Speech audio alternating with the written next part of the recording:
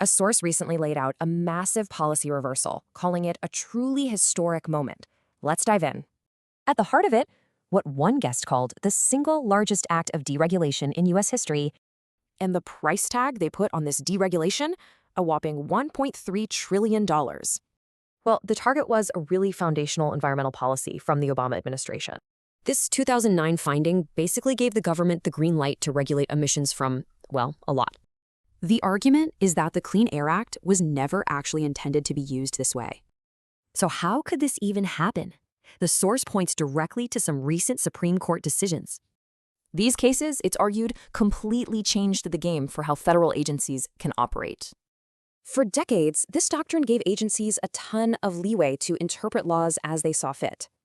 But the Loper Bright case, the source says it pretty much threw that whole idea out. Then there's the other key piece of the puzzle, the major questions doctrine. This says huge trillion-dollar rules are major questions that only Congress can decide on, not agencies. Okay, so what does this actually mean for you?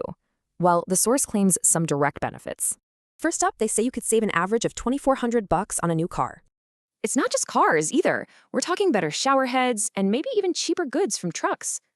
In other words, letting car makers build what people want, not what politicians tell them to. But bigger than any product, this is really about one thing: who gets to make the laws? The argument is this moves power away from agencies and back to the people you actually vote for. And since it's based on Supreme Court rulings, they argue it's way harder to reverse. So it leaves us with a big question. What happens when we limit an agency's power to tackle new problems?